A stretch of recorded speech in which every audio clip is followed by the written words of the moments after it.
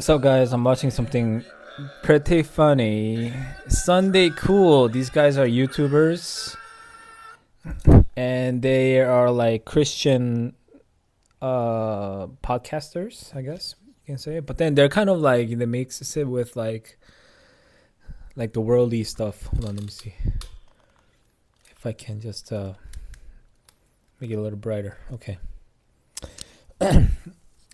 Yeah, Sunday Cool. Check it out on YouTube.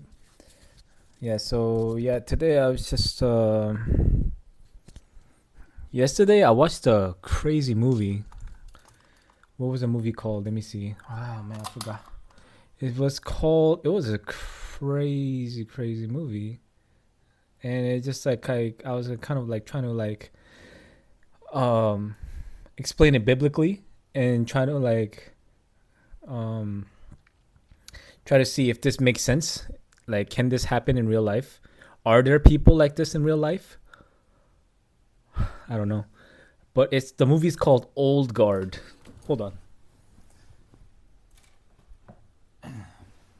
You guys might know this movie, but yeah, it's called Old Guard, and it was pretty. Oh, it's too bright.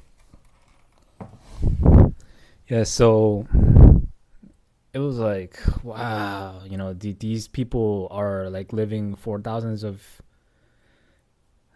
thousands, no, a couple hundreds of years, and it's like if you think about it, when you go back, like let's say like 500 years ago, it was like the medieval ages, right?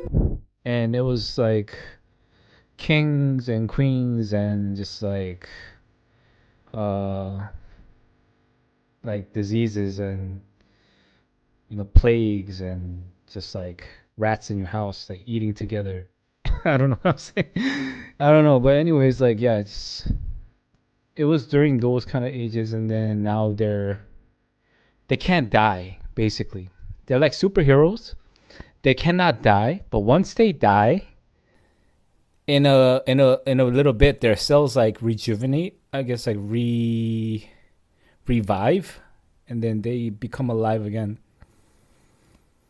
So, but then it's like it's cool, right? But then like there's like a dark side of this story, and they just get into a lot of problems because if you have that kind of power, like many people that actually have intellectual power, they try to take advantage of you and eventually try to utilize your powers for profit, basically, right? So, if you think about it, like knowledge is power, but at the same time, your true real power is actually power, but its true power is actually for us, you and me, us. We know what is true power. It's the gospel. Um, and this gospel is, Paul even said, like, we have this true expensive gift inside a vessel of clay. So this is like we have such an expensive and valuable, um, you know, gift from God that we have received already. You know. Also, Jesus said, "Do not cast pearls onto pigs. They will, trample on the pearl and trample all over you, and destroy you." So so these kind of knowledge and these kind of wisdom that has value, but people do not understand. At the same time, they might understand it, but they might utilize it in a negative way. Like some people use Christianity in a negative pattern, trying to take advantage of it, trying to utilize people in the church for their profit, in a way. So I'm just like, thinking broadly and, just, whoa. I think it's too close to my face. Sorry, ADHD. Anyways, yeah. So I was just thinking about that. Just Yeah, so Old Guard, check it out. It's on Netflix. So it's so man, such a crazy movie. So what would you do if you can if you have like superpowers? You wouldn't show it off. You would definitely keep it a secret and keep it like so that nobody would know that you have that secret, right? Because ultimately, if you think about it, many people can quantity can actually overcome quality, if that makes sense.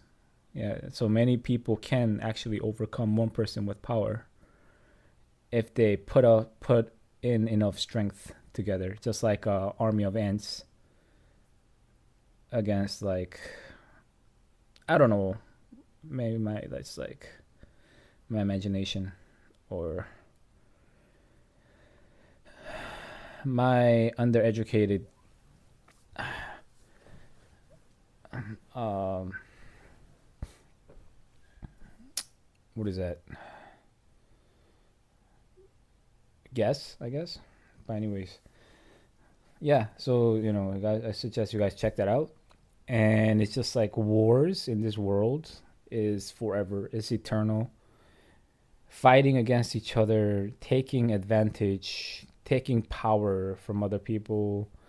This is eternal. It never stops, right? And once you have that power, once you have that advantage of taking over that power, many people often will. But for us, we just keep things uh, upon what is the most great, upon what how God looks in His eyes. So we look upon what His eyes are looking at instead of what we think we should do.